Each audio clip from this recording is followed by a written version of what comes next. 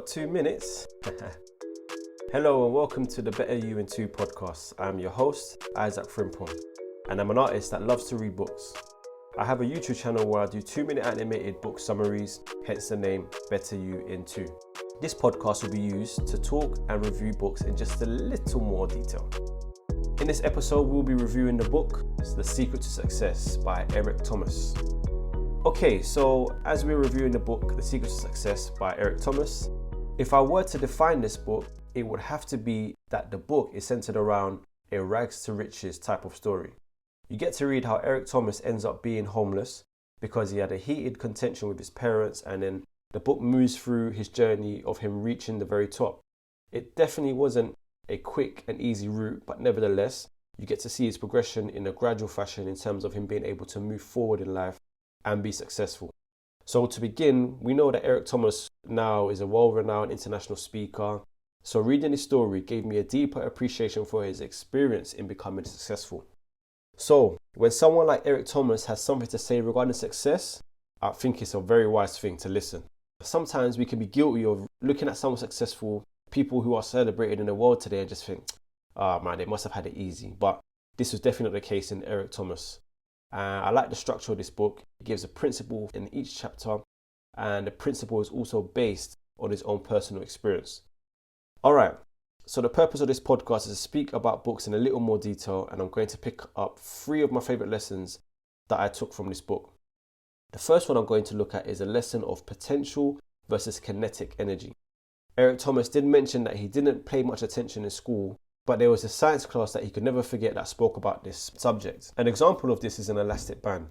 If you pull the elastic band, but you don't release it, it's just potential energy. It's only until you release the elastic band, that's when you see the kinetic energy. The difference between the two is simple: movement. We just really need to get ourselves into motion, get ourselves doing things rather than just overthinking about it. This is something that really resonated with me because personally, I'm someone who likes to spend a lot of time planning. And there's nothing wrong with planning, but when you spend too much time planning and not actually acting upon it or doing anything about it, planning has little to no effect. And the key here is just to be a person of action. Move from potential to kinetic energy. Try not to procrastinate. Just when you get an idea, you have an inspiration to do something, when you've got some sort of motive, you've got to have some sort of drive and just need to put it into action. The second lesson I want to speak about is when Eric Thomas mentions in the right environment, you should feel upgraded. He was invited to church by his good friend Bob, and Bob was someone that Eric Thomas looked up to. Bob also said that because of his church, this is the reason why he was the way he was. Eric Thomas said that in a short space of time, being in that environment, he had no choice but to upgrade his life. So your environment must make you feel challenged. The deception with this is that a lot of us will find ourselves in environments that are not necessarily bad. So you can have people that you're hanging around with that not actually encourage you to do selling drugs or anything crazy like that. But it can be just as damaging because if you're in, let's say, a neutral environment, you're simply not being challenged. And therefore, you're not growing, you're not advancing yourself in any way. You're in a place of stagnation, basically. And this is why it's important for us all to have a desire to want our lives to be taken to the next level. So if you find yourself in that place where there is a lack of progression, maybe you need to ask yourself some questions about your current environment. Am I growing? Am I being challenged? Am I being pushed out of my comfort zone? Am I becoming a better version of myself? If you answer no to these questions, then it's definitely time to change your environment. The third and final lesson I want to talk about is the quote, "When you want to succeed as bad as you want to breathe, then you'll be successful." This is a quote that Eric Thomas is renowned for, and he uses it several times in his motivational speeches. The story goes that there was a guru and a young man. The young man approached the guru and asked him, "How can I be successful?" The guru told him to go to the beach the next morning and I will show you how to be successful. They met on the beach the next morning and the guru told the young man, "Get into the water." Obviously a bit confused, the young man said, "I don't want to learn how to swim. I want to learn how to be successful."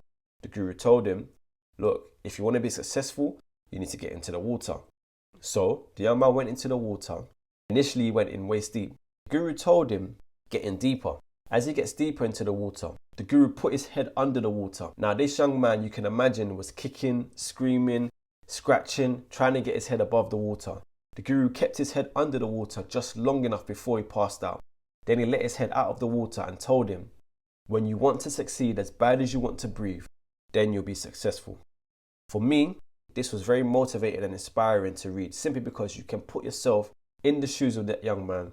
You know, in that moment, for the young man, all that mattered was his will to survive. You know, he's doing all that he can, kicking, screaming, scratching, trying to get himself out of the water. However you define success, you will need to have the same approach. There needs to be a sense of urgency. Your desire for success needs to consume you. It requires you to put aside any distractions in life, focus on whatever it takes to get you to your desired destination. If you've seen any of Eric Thomas's motivational speeches, you will know that he's a great advocate for hard work. He mentions, not allowing anyone to outwork you. He always speaks with a passion, and that passion is evident in this book. I love the structure of this book because it navigates through Eric Thomas's story, but with every chapter of his life, he teaches a lesson. This is a book that many could relate to, especially those who had a rough upbringing.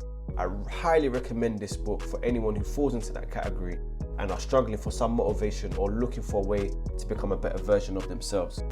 For others, you'll read it and just think to yourself, boy, I have no excuse not to succeed, knowing Eric Thomas's story and knowing how far he's come. I hope you've been motivated by some of these lessons that you've learned in this podcast. And I also hope that you will be encouraged enough to pick up this book and read it for yourself. Listen, I've only scratched the surface in this podcast. The book is well structured, it has a lot of lessons. Trust me, go and get this book. It will not be a waste of your time. My name is Isaac Frimpong.